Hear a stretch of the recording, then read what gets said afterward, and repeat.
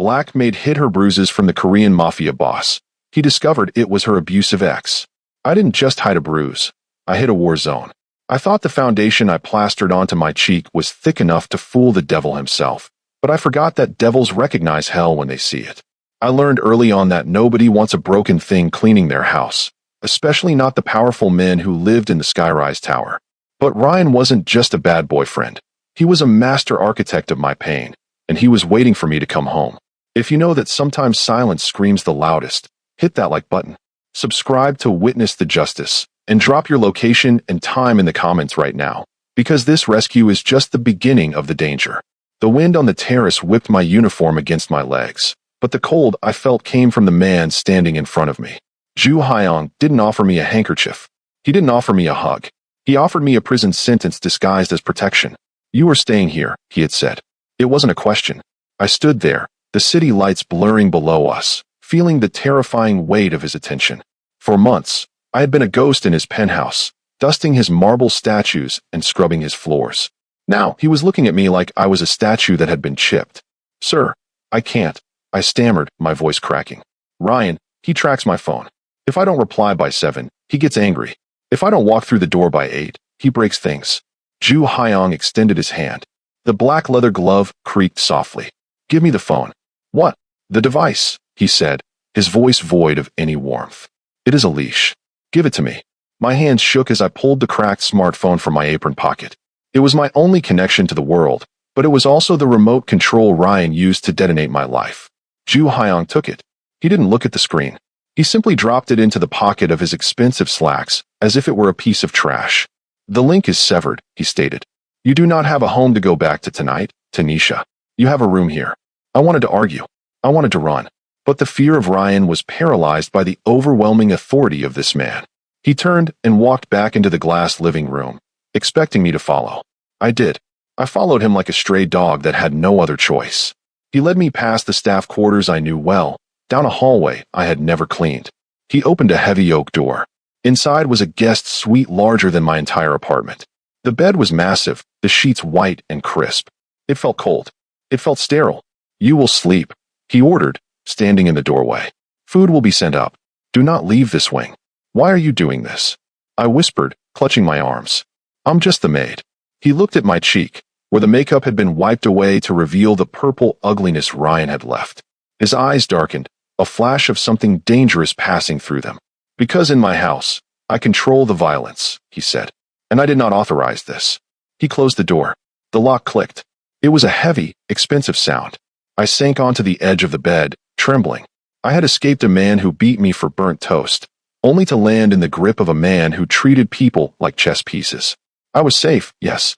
But looking at the locked door, I realized I had just traded a cage of rust for a cage of gold. The silence in the guest suite was louder than any screaming match I had ever had with Ryan. I sat on the edge of the bed for hours, staring at the digital clock on the bedside table. 7 p.m. Ryan would be texting now. 7:15 p.m. He would be calling. 8 p.m. He would be pacing our small living room, his knuckles cracking, his rage building like a pressure cooker. I flinched when a knock came at the door. It wasn't Ju Hyung. It was one of the security guards I usually saw by the elevator, a wide man with a scar running through his eyebrow. He didn't look at me with pity. He looked at me with professional indifference. "Mr. Ju Hyung ordered your belongings retrieved," he said, his voice gravelly. He stepped aside, and 2 other men carried in 4 large, sleek gray boxes. My breath hitched. "You went to my apartment?" "We secured the assets," the guard replied. Was anyone there?" I asked, my heart hammering against my ribs. I needed to know if Ryan had been there, if he had seen them, if he had fought. The guard paused. The apartment was occupied. The occupant was removed from the premises while we worked. He didn't explain what removed meant. He didn't have to. The way he adjusted his cufflinks told me enough. Ryan, the man who terrified me, was nothing to these people. He was an obstacle to be moved so they could pack my clothes. They left as quickly as they arrived, leaving me alone with the boxes. I walked over to them, my hands trembling. I opened the first one. Inside, my cheap clothes were folded with military precision. My worn-out sneakers were wrapped in plastic. My nursing textbooks were stacked neatly in the corner. The scent hit me then, the smell of stale cigarettes and cheap air freshener. It was the smell of the apartment, the smell of fear. But here, in this air-conditioned, Sanitized penthouse. The smell felt foreign. It felt like a disease I had brought into a sterile lab. I dug through the box, looking for my hidden cash stash.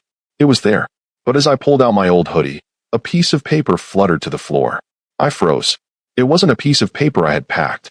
It was a page torn from a notepad, shoved hastily into the hood of the sweatshirt. The handwriting was jagged, angry. I knew that scrawl. I picked it up, my blood turning to ice. You think you can hide in the sky?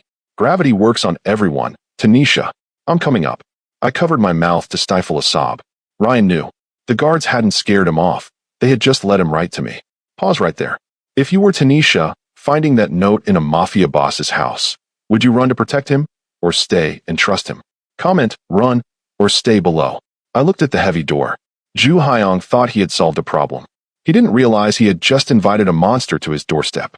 And looking at that note, I knew one thing for certain. The silence wasn't peace. It was just the deep breath before the scream. I couldn't just sit there. Idleness was dangerous because it gave my brain too much time to replay the note Ryan had left. The guest suite was beautiful, but it felt like a waiting room for a disaster I couldn't stop. I needed to move. I needed to be useful. That was how I survived Ryan, by being useful. If I was cleaning, I wasn't a target. I found a bucket and a rag in the utility closet. My old uniform was in the wash, so I was wearing a pair of gray sweatpants and a t-shirt the security team had provided. They were too big, hanging off my frame, making me feel small. I went to the hallway, dropped to my knees, and started scrubbing a floor that was already spotless. The rhythm was soothing. Scrub, wipe, repeat. I was so focused on the friction that I didn't hear him approach. What are you doing? Ju Hyong's voice was like a physical weight dropping onto my shoulders. I scrambled up, clutching the wet rag, water dripping onto the marble. I'm earning my keep, sir. I can't just take your charity. He didn't look at my face. He looked at my arm. In my haste to scrub, the oversized sleeve of the t-shirt had slid up past my elbow. It exposed the yellow and green marks shaped like fingers, souvenirs from when Ryan had grabbed me 3 days ago to stop me from leaving the apartment. I quickly yanked the sleeve down, shame burning my neck. I'm sorry. I'll cover it. Ju Hyong took a step closer. He reached out and took the wet rag from my hand. He didn't throw it. He placed it gently on the side table. You do not work in this house anymore, Tanisha.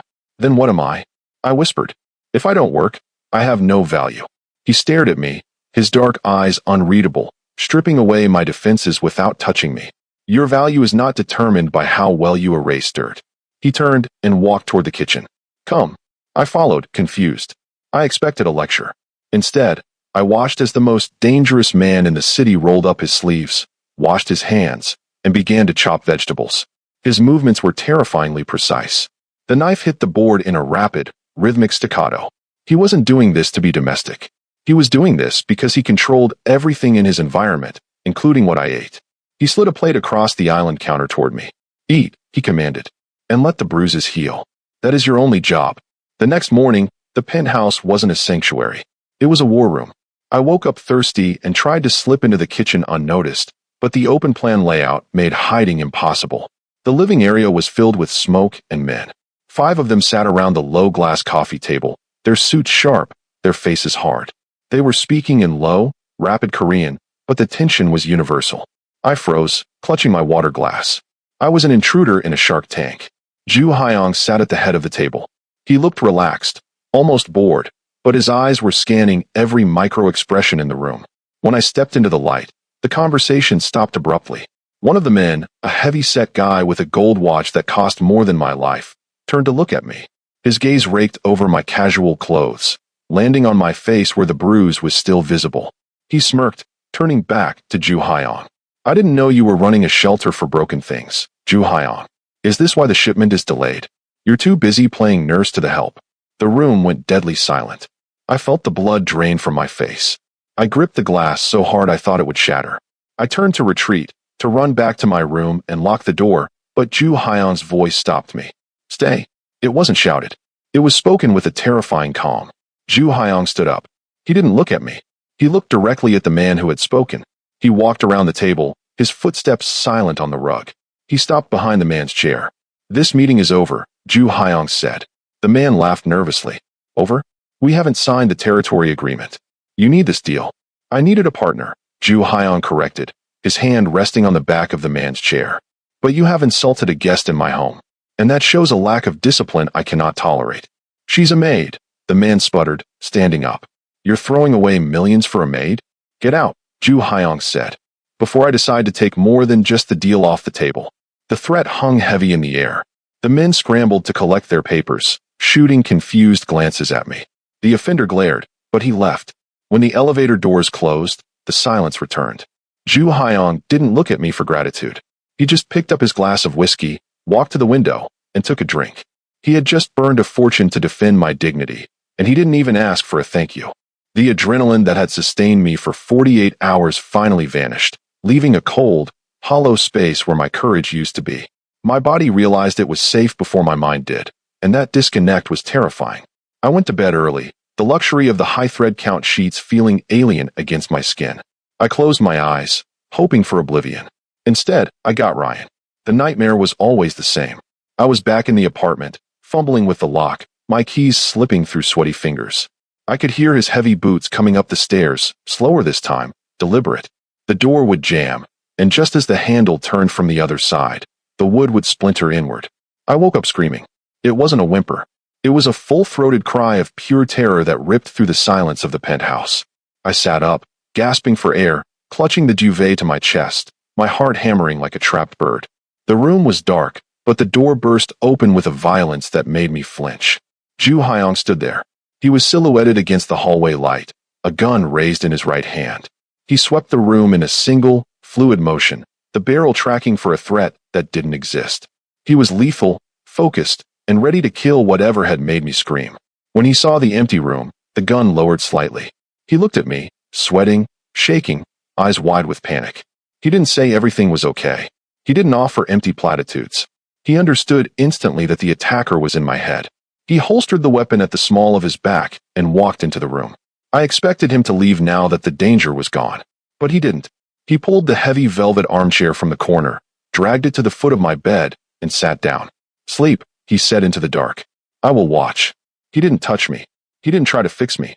He just sat there, a silent sentinel in the shadows, guarding me from my own memories.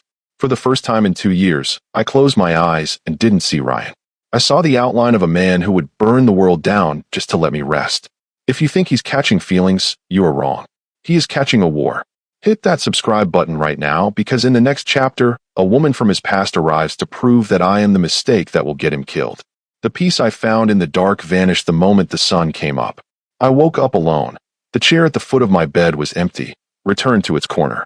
It felt like a fever dream, except for the lingering scent of sandalwood and gun oil that hung in the air. I wanted to believe I belonged here, but the elevator doors opened an hour later to remind me that I didn't. I was in the kitchen, awkwardly drinking coffee, when she walked in. She didn't look like a threat. She looked like a magazine cover. She was Korean, tall, and dressed in a cream-colored power suit that cost more than my entire life's earnings. Her hair was a sleek curtain of black silk, and her heels clicked on the marble with a rhythm that sounded like gunfire. This was Minji. I didn't know her name yet, but I knew her type. She was part of his world. She stopped when she saw me. She didn't look surprised. She looked bored. Her eyes swept over my oversized t-shirt and bare feet, assessing me like I was a stain on the rug that the cleaners had missed. So, she said, her English flawless but clipped. You are the stray. I set my mug down, my hand trembling slightly. I'm Tanisha. I didn't ask for a name, she replied, walking past me to the fridge as if I were invisible. She grabbed a bottle of sparkling water. Names imply importance. You are a complication. Mr. Ju Hyong invited me to stay, I said, trying to summon the courage I had felt the night before. Minji turned, leaning against the counter. Her smile was sharp, devoid of humor. Ju Hyong collects things. Rare art, vintage wines, and apparently, broken women with baggage. She took a sip, her eyes locking onto mine. Do you know what happens to men in his position when they get distracted? They get sloppy, and then they get dead. The words hit me like a physical slap. It was my deepest fear voiced aloud. I'm not a distraction, I whispered. You are a target, she corrected coldly. And by keeping you here, he has painted a target on his own back. You think this is a romance novel? This is business. And you are bad for business. She pushed off the counter and walked toward the study, leaving me standing there. The worst part wasn't her cruelty. The worst part was that deep down, in the pit of my stomach, I had a sickening feeling that she was absolutely right.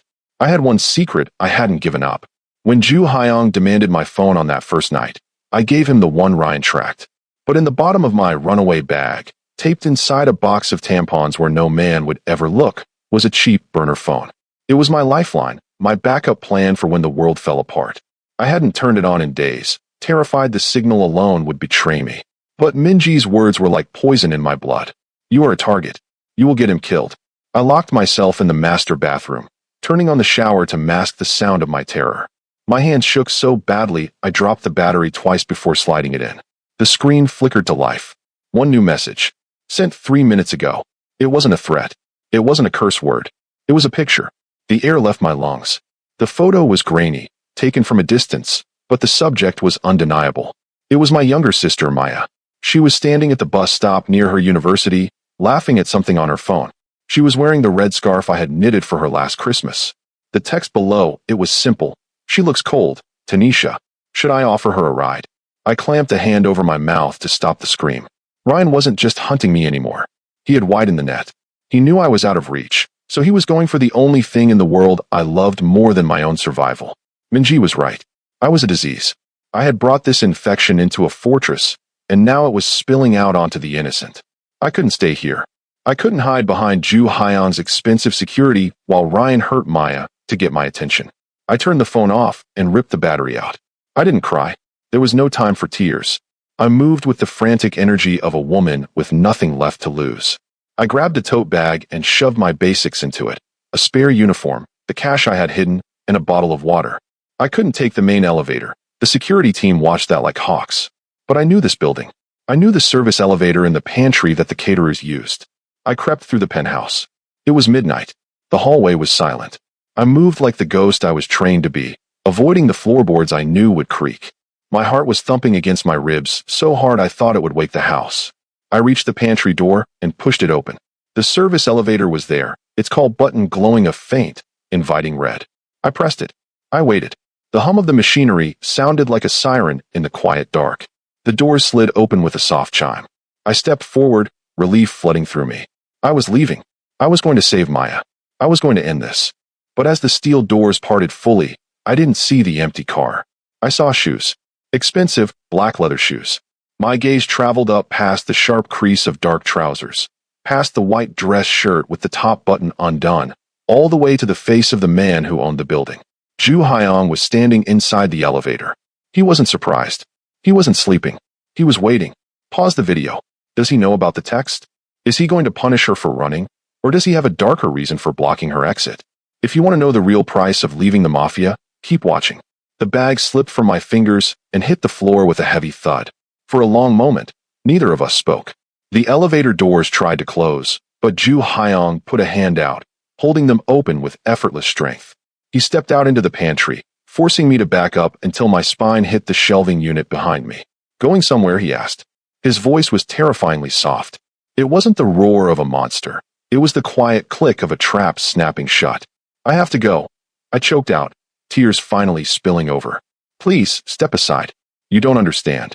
I understand that you are disobeying a direct order, he said, looming over me.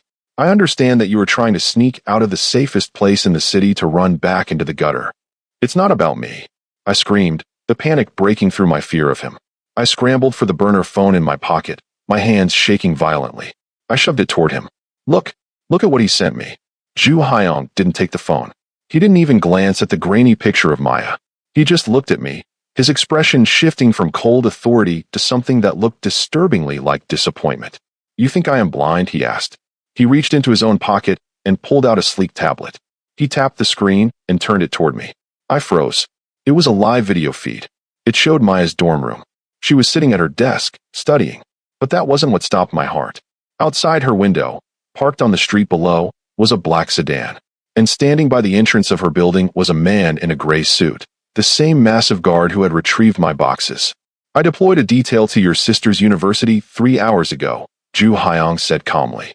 The moment that man's car was spotted within 2 miles of her campus, my team was active. I stared at the screen, my brain struggling to catch up. You knew. I know everything that touches my property, he said, lowering the tablet. I knew about the burner phone you hid. I knew about the text before you even read it. I was waiting to see if you would trust me to handle it. He stepped closer, invading my space, consuming the air in the room. He reached out and wiped a tear from my chin with his thumb. You failed the test, Tanisha. You tried to run instead of coming to me. I wanted to protect her. I whispered, shame washing over me. You cannot protect anyone, he stated, his voice dropping to a rumble. You are the one who needs protection. Ryan is not hunting you anymore. He is hunting us. And you almost walked right out those doors and handed yourself to him. He leaned down, his face inches from mine. Never try to leave me again. I had spent 2 years trying to be invisible, wearing uniforms that blended into the beige walls. But that night, Ju Hyong decided invisibility was no longer an option. He didn't ask me to get dressed. He had a team of stylists descend on the guest suite like a swarm of silent locusts. When they were finished, the woman in the mirror was a stranger. She wore emerald silk that clung to her curves like a second skin, and her hair was swept up to reveal the diamond necklace cold against her throat. You are not cleaning tonight, Ju Hyong said when I stepped into the foyer. He wore a tuxedo that made him look like a prince of darkness. Tonight, you are the statement I am making to the city. We arrived at the Gala of Commerce, a polite name for a gathering of sharks in expensive suits. The cameras flashed like lightning storms, blinding me. I instinctively reached for his arm, and he didn't pull away. He locked his elbow against his side, trapping my hand there. It was a message to everyone watching. She is with me. Inside, the ballroom was suffocating. Minji was there, holding a champagne flute, surrounded by older men with hard eyes. When she saw us, she glided over, her smile sharp enough to cut glass. A bold choice, she said to Ju Hyong, then turned to me. Try not to use the salad fork for the fish, dear. It confuses the waiters. She wanted me to crumble. She wanted the maid to panic. But she forgot something important. I had cleaned up after parties like this for years. I knew more about their etiquette than they did because I was the one who washed the dishes they dirted. Actually, I said, my voice steady despite my racing heart. That's a melon fork. The fish service hasn't started yet because the vintage they're pouring needs 10 more minutes to breathe. Minji's smile faltered. The older man next to her chuckled, looking at me with new interest. Ju Hyong didn't smile, but I felt his arm tighten against mine. It was a pulse of approval. For an hour, I wasn't the victim. I was the consort of the most powerful man in the room.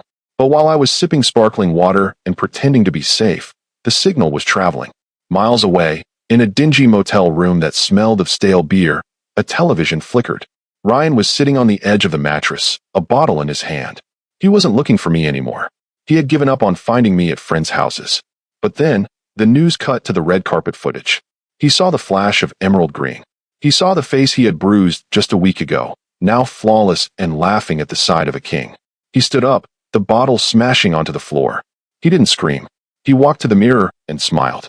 It was the smile of a man who just realized he held the winning lottery ticket. I wasn't just his ex-girlfriend anymore. I was the weakness of a god. And he knew exactly how to sell that information to the highest bidder. The betrayal didn't happen with a gunshot. It happened with a handshake. Ryan didn't go to the police. He knew they wouldn't care. Instead, he went to the Dragon Club, a place everyone in the neighborhood knew to avoid. He walked right up to the heavy steel doors and told the bouncer he had something the boss, a man named Mr. Kong, would want to buy. Inside the smoky back room, Mr. Kong laughed when Ryan sat down. You waste my time, boy. You are a nobody. I'm a nobody who knows the floor plan of Ju Hyong's penthouse, Ryan said, slamming his hand on the table. Mr. Kong stopped laughing. The penthouse is a fortress. No one knows the layout except his security. And his maid, Ryan countered. He pulled out his phone. He didn't have spy documents. He had something worse. He had my old complaints. For 2 years, I had texted Ryan about my date event. I had sent messages like, the service elevator in the pantry is so slow, and the motion sensors in the east hallway are broken again, so I have to vacuum in the dark. I thought I was just complaining about my job. I didn't realize I was drawing a map for an invasion. Ryan scrolled through the texts, reading them aloud. She cleans the panic room on Thursdays. She told me the ventilation shaft runs behind the master closet. She told me the code to the staff entrance because she kept forgetting it. Mr. Kong leaned forward, his eyes gleaming with greed. This wasn't just information. This was a key to the city. And the girl? Does she matter to him? He took her to the gala. Ryan spat, the jealousy making his voice ugly. He stood in front of cameras with her. She isn't just the help. She's his soft spot. Mr. Kong smiled.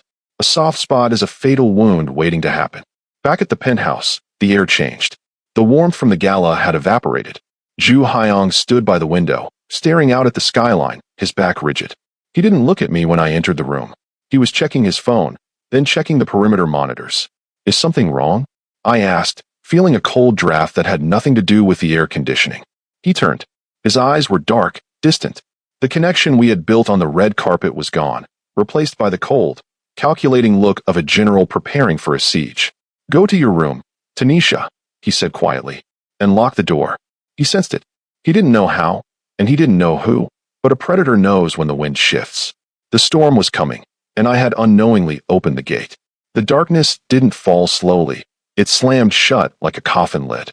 It happened exactly 30 minutes after Ju Hyung left. He had received a call, a frantic report about a fire at his main warehouse. He hadn't wanted to go. I saw the hesitation in his hand as he reached for his keys. He looked at me, then at the door, sensing that the timing was too convenient. But a boss cannot let his kingdom burn, so he left 3 extra guards at the door and told me to stay in the bedroom. He didn't know the fire was a lie. He didn't know the threat wasn't at the warehouse. It was right here, buried in the electrical grid of the building. I was reading a book when the power died. The lights didn't flicker, they just vanished. The gentle hum of the air conditioning stopped, replaced by a suffocating silence that pressed against my ears. Then, the electronic locks on the penthouse doors disengaged with a loud, mechanical clunk. My heart stopped. I knew that sound. I scrambled off the bed, my bare feet silent on the hardwood. I moved to the window. The rest of the city was bright, glittering with life. Only the top floor of the skyrise tower was pitch black. I reached for the house phone. Deadline. I reached for the panic button on the wall. Nothing. Then I heard it, the faint chime of the service elevator in the pantry. The same elevator I used to complain to Ryan about. The one I told him had a faulty sensor that didn't trigger the security alarm if you held the door open button for 10 seconds. I felt sick. Physically sick. I had handed them the key. I didn't run to the main door. I knew men would be coming through there any second. I needed to disappear. I knew this apartment better than anyone because I was the one who cleaned the corners nobody looked at. I ran to the master closet. Inside, behind the rows of Ju Hyung's immaculate suits, was a narrow access panel for the plumbing. It was tight, dusty, and dark. I squeezed inside, pulling the panel shut just as the heavy front doors were kicked open. Flashlight beams sliced through the bedroom, cutting up the dark. I held my breath, my hands clamped over my mouth. I could hear heavy boots on the floor. I could hear the Velcro of tactical vests. Clear the room, a voice whispered. It was professional, cold. But then I heard another voice. A voice that made my blood freeze in my veins. It was high-pitched, excited, and erratic. She's here, Ryan said, his voice echoing in the empty suite. I can smell her cheap perfume. Find her. Mr. Kong said I get to keep her if we find the safe first. I squeezed my eyes shut. I wasn't Tanisha the nursing student anymore. I wasn't the maid. I was prey, hiding in the walls, listening to the man I once loved hunting me down like an animal. I held my breath until my lungs burned, listening to them tear the room apart. They weren't looking for a person. They were looking for a prize.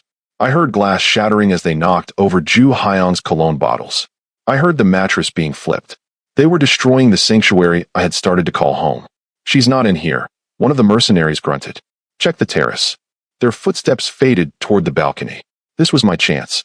I knew the panic room was located behind the false wall in the study, down the hall. If I could make it there, I would be safe inside a steel box that even explosives couldn't open. I pushed the access panel open and crawled out.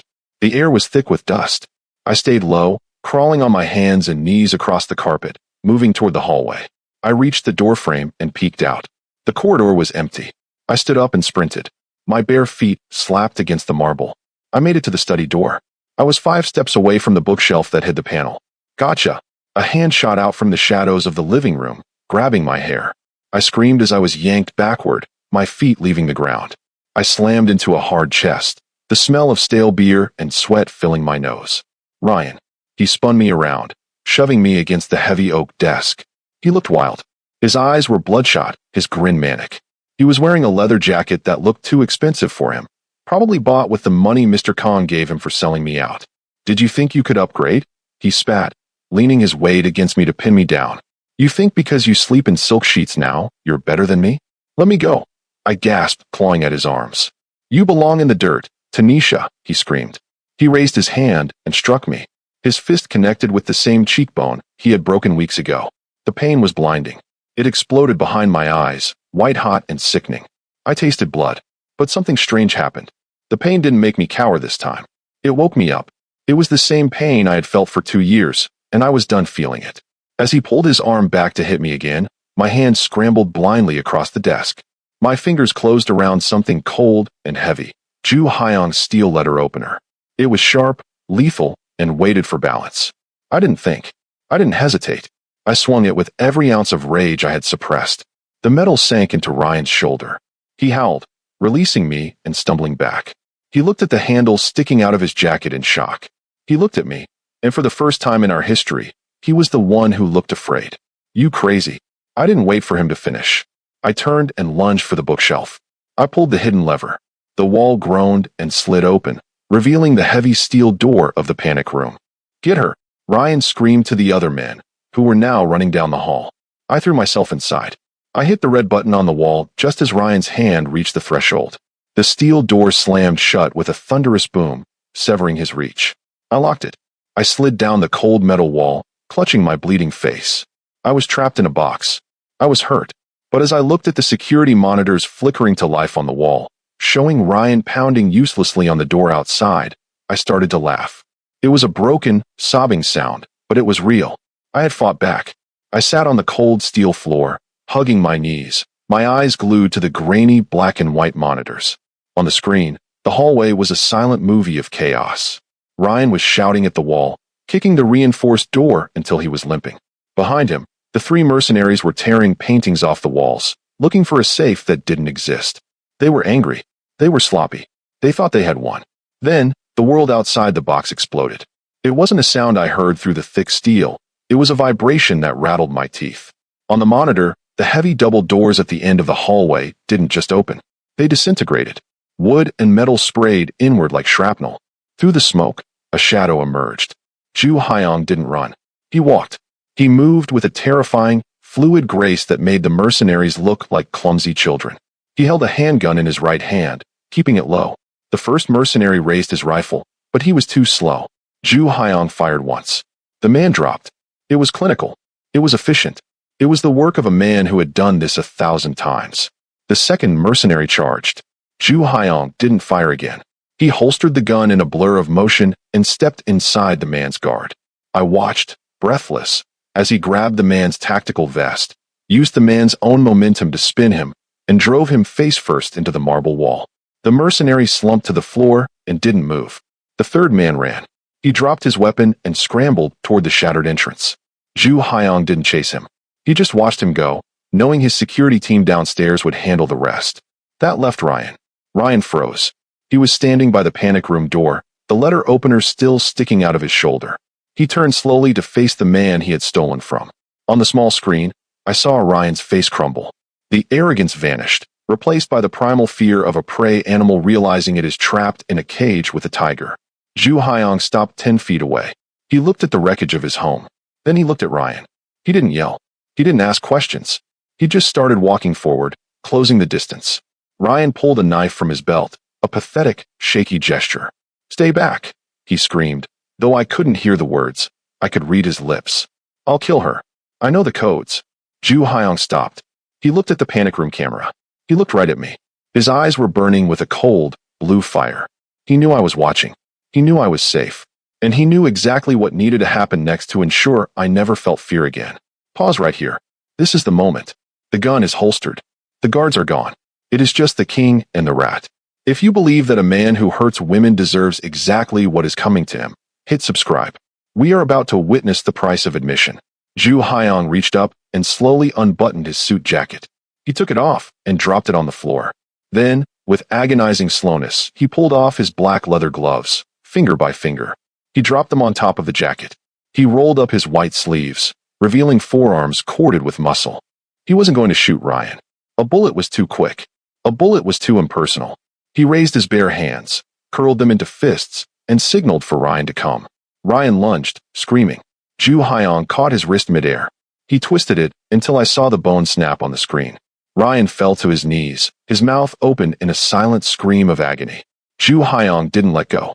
He pulled Ryan back up to his feet, looked him dead in the eye, and delivered the first punch. It was a punishment. It was a sentence. And he was just getting started. The violence on the screen was hard to watch, but I couldn't look away. It wasn't a fight, it was an execution. Ju Hyung took apart Ryan's ego, then his courage, and finally his body. He mirrored every bruise Ryan had ever left on me. A strike to the rib, a blow to the jaw. When Ryan finally collapsed, he didn't get back up. He just lay there, a broken heap on the expensive rug, wheezing through a ruined nose. Ju Hyung stood over him for a long moment, his chest heaving slightly. He wiped a speck of blood from his knuckles onto his pants. Then, he turned his back on the body and walked toward the hidden wall. The keypad beeped. The heavy hydraulic hiss of the door unsealing filled the small box. I scrambled back as the steel wall slid open. The bright light of the hallway flooded in, blinding me. Ju Hyung stood in the opening. His shirt was splattered with red. His hair was messy. He looked terrifying, wild, and dangerous. But when his eyes found mine, the violence evaporated. He saw the blood on my cheek where Ryan had hit me. His jaw clenched so hard I thought a tooth might crack. He stepped into the panic room, dropping to one knee in front of me. He didn't care about the mess. He didn't care about the dead mercenaries in his hallway. Tanisha, he breathed, his voice rough, like gravel grinding together. I flinched as he reached out, expecting the anger of a man who had lost control. But his hand was gentle. His thumb grazed my jawline, avoiding the bruise, shaking slightly. I used the letter opener. I whispered, pointing to Ryan. I fought back. I know, he said softly. I saw. He leaned in, resting his forehead against mine. The smell of him, sweat, iron, and sandalwood, filled my lungs. It grounded me. You are done bleeding for others, he said, the words low and final. You are done hiding. From this moment on, you are mine. Under my name. Under my protection. Anyone who touches you, touches me. He scooped me up into his arms, lifting me as if I weighed nothing. He carried me out of the box, stepping right over Ryan's unconscious body without even looking down. 2 guards were already waiting in the hall. They looked at Ryan, then at Ju Hyung. Take the trash out, Ju Hyung ordered, his voice icy. Make sure he never finds his way back to this city. Or any city. He didn't wait for an answer. He carried me toward the bedroom, leaving the wreckage of my past behind us on the floor. I buried my face in his neck and finally, for the first time in my life, I let go. It has been exactly 60 days since I last wore a maid's uniform. 60 days since I last checked the locks 3 times before sleeping. The ugly purple bruises are gone now, faded into distant memory, leaving behind skin that finally looks like mine again. I sat at the vanity, the same massive mirror where I used to desperately hide my black eye with layers of cheap concealer. Today, the only thing touching my face is the warm morning sun. My nursing textbooks are stacked high on the desk next to a vase of fresh white peonies. Ju Hyung insists I finish my degree. He says a queen should have her own power, even if he provides the castle to keep her safe. The penthouse feels different now. It is not silent or cold like a museum anymore. There is jazz playing softly from the hidden speakers, and the rich smell of roasted coffee fills the air. Coffee I did not have to make for anyone but myself. I watched him in the reflection as he walked into the room. He was buttoning his cuffs, that familiar, lethal grace still present in every precise movement. But when he saw me, the hardness in his dark eyes melted instantly. He did not say a word. He just walked over, placed his large hands on my shoulders, and kissed the top of my head. It was not a claim of ownership anymore. It was a silent vow. The car is waiting downstairs, he said, his voice a low rumble against my ear. Do not be late for your class. I won't, I smiled, leaning back against his chest. I used to think safety was just the absence of pain. I was wrong. Safety is the freedom to breathe without shaking. I looked at the man who had walked into fire to pull me out, and I realized I was not a kept woman. I was a cherished one, and for the first time in my life, I wasn't just surviving. I was finally living the life I deserved. Drop a comment with your current time right now. I want to know who stayed with us until the very end. Which chapter broke you the most? Let me know below. And if you think this story was intense, you haven't seen anything yet. Next week, a rival boss walks into an ER bleeding out, and the only doctor who can save him is the woman